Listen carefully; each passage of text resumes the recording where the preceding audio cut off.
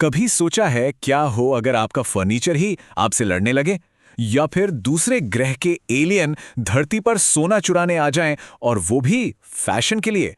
आज हम मोटू पतलू की दुनिया की दो ऐसी ही मजेदार और सिर घुमा देने वाली कहानियों को समझने की कोशिश करेंगे। अब ये सवाल सुनने में भले ही थोड़े अजीब लग रहे हों, लेकिन जिस दुनिया की हम बात कर रहे हैं ना, वहाँ ये सब रोज की बात है। तो चलिए एक ऐसी दुनिया में चलते हैं जहाँ लॉजिक ज्यादा काम नहीं करता और कल्पना ही असली राजा है। तो आज हम दो अनोखी केस फाइलों को खोलेंगे। पहली है लावा एलियंस की और दूसरी है जिंदा फर्नीचर की। और आखिर में हम उस एक राज से पर्दा उठाएंगे जो इन दोनों एकदम अलग कहानियों को एक साथ जोड़ता है। तो चलिए शुरू करते हैं। हम एक ऐसी दुनिया में हैं जहां आपका नाश्ता आपसे बातें कर सकता है और आपका सोफा आपसे कुश्ती लड़ सकता है। यहां फिजिक्स के नियम काम नहीं आते, यहां सिर्फ मजे और मस्ती के नियम चलते हैं। इस दुनिया में अगर कोई मुश्किल आती है ना, तो उसका हल किसी किताब में नहीं मिलता। यहां एलियन की प्रॉब्लम का सल्यूशन चाय पे बुलाकर हो सकता है, और गुंडों से निपटने के लिए पुलिस नहीं बल्कि गुस्सैल कुर्सियों की एक फौज की जरूरत पड़ती है। हमारी पहली केस फाइल है लावा एलियंस। सोचिए, क्या होता है जब दूसरे ग्रह के प्राणी धरती पर आते हैं, लेकिन शांति का संदेश लेकर नहीं, बल्कि चोरी करने के इरादे से। तो कहानी की शुरुआत होती है एक ज्वालामुखी से, जहां से एक रहस्यमयी स्पेसशिप निकलती है, और इसके ठीक बाद शहर के सारे बैंक खाली होने लगते हैं। सोना कौन चुरा रहा है? जब हमारे हीरो मोटू और पतलू चोरू का पीछा करते हैं, तो सारे सुराग उन्हें सीधा उसी ज्वालामुखी के पास ले जाते हैं। और जब मोटू पतलू आखिरकार चोरों का सामना करते हैं, तो एक ऐसा सच सामने आता है जिसकी किसी ने कल्पना भी नहीं की होगी। ये कोई मामूली चोर नहीं है, ये तो लावा प्लैनेट से आए एलियन हैं। जरा सोचिए क्या ट्विस्ट है। अब कमाल की बात तो यह है कि एलियंस का कहना है कि वो यहाँ ज्वालामुखी पर रिसर्च करने आए हैं, लेकिन उनका काम देखकर तो लगता है कि उनकी रिसर्च का टॉपिक है बैंक की तिजोरी कैसे पिघलाएं। मतलब ये कैसी रिसर्च है भाई? तो असली सवाल ये है, अगर ये एलियन वैज्ञानिक हैं, तो उन्हें इस सोने से क्या लेना देना? क्या वो अपने स्पेसशिप को सोने का बनाना चाहते हैं, या फिर माजरा कुछ और ही है? और वजह सुनकर तो आप अपनी हंसी रोक ही नहीं पाएंगे। ये सब किसी बड़े वैज्ञानिक प्रयोग के लिए नहीं हो रहा था, बल्कि फैशन के लिए हो रहा था। जी हाँ, लावा प्लैनेट की महिलाओं को धरती की ज्वेलरी इतनी पसंद आ गई कि उन्होंने अपने पतियों को यहाँ सोना चुराने के मिशन पर भेज दिया। थोड़ी बहुत लड़ाई झगड़े के बाद जब ये फैशन वाला राज खलता है ना, तो सारा माहौल ही बदल जाता है। अब आप ही बताइए, उन एलियंस से कोई कैसे लड़ सकता है जो बेचारे सिर्फ अपनी पत्नियों को खुश करना चाहते हैं? और इस कहानी का अंत किसी फिल्मी सीन से कम नहीं था। एलियंस ने माफी मांगी, सारा सोना वापस किया, और तो और मोटू पतलू को अपने ग्रह पर चाय नाश्ते का न्योता भी दे डाला। मतलब क्या कभी किसी ने चोर को इतनी मेहमान नवाजी करते देखा है?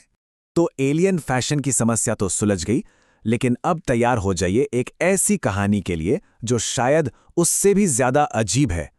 जरा सोचिए, क्या हो अगर आपका फर्नीचर ही आपका सबसे बड़ा दुश्मन बन जाए?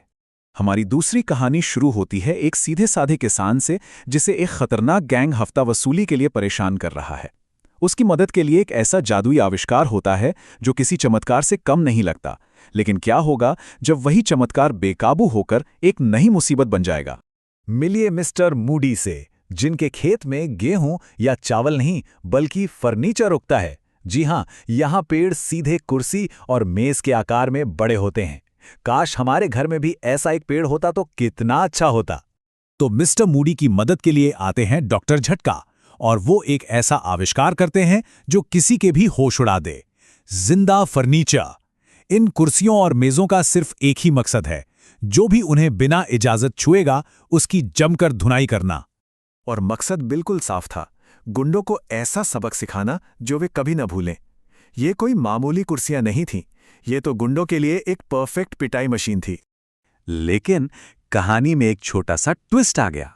फर्नीचर को ये नहीं पता था कि दोस्त कौन है और दुश्मन कौन। और फिर क्या था, मोटू और उसके दोस्त ही अपनी बनाई हुई सेना से पिटने लगे। इसे कहते हैं अच्छा प्लान भी कभी-कभी उल्टा पड़ जाता है। लेकिन हमारे हीरो हार कहाँ मानने वाले थे। वे बड़ी चालाकी से उस गुस्सैल फर्नीचर की फौज को गुंडों के अड्डे तक ले जाते हैं, और फिर जो नज़ारा देखने को मिलता था वो तो कमाल का था। जरा कल्पना कीजिए, गुंडों की पिटाई कोई इंसान नहीं बल्कि उड़ती हुई कुर्सियां और नाचती हुई मेजें कर रही हैं। तो एक तरफ थे फैशन के दीवाने एलियन और दूसरी तरफ था जिंदा फर्नीचर। दो बिल्कुल अलग कहानियां हैं ना? लेकिन क्या किसी ने ध्यान दिया कि इन दोनों कहानियों में एक चीज कॉमन थी? एक ऐसा सीक्रेट हथियार जो हर मुश्किल को हल कर देता है। और वो सीक्रेट हथियार है गर्मा गर्म समोसा। जी हाँ, जब भी मोटू का दिमाग काम करना बंद कर देता है तो उसे बस एक समोसे की जरूरत होती है, और फिर चाहे सामने एलियन हो या गुंडे, हर समस्या का हल चुटकियों में निकल आता है। इसे हम कह सकते हैं समोसा पावर्ड सुपर ब्रेन। तो देखिए, प्रॉब्लम चाहे ग्रहों के बीच सोने की चोरी की हो या जमीन पर गुंडों की दादागिरी की, समाधान हमेशा समोसे से ही निकलता है। एक तरफ समोसे ने दो ग्रहों के बीच दोस्ती करवाई, तो दूसरी तरफ उसी ने हथियारबंद कुर्सियों को सही रास्ता दिखाया। है ना कमाल की बात? और शायद यही इस दुनिया की सबसे खूबसूरत बात है। यहाँ कुछ भी हो सकता है, लेकिन हर चीज का एक हल जरूर निकलता है, चाहे वो कितना भी अजीब और बेतुका क्यों ना हो। अंत में सब कुछ ठीक हो जाता है, खासकर अगर आपके पास समोसे हों। तो अंत में सवाल ये नहीं है कि ये कहानियाँ कितनी अजीब हैं, बल्कि ये है कि इस अजीब दुनिया में भी हर चीज़ कितनी परफेक्टली समझ में आती है।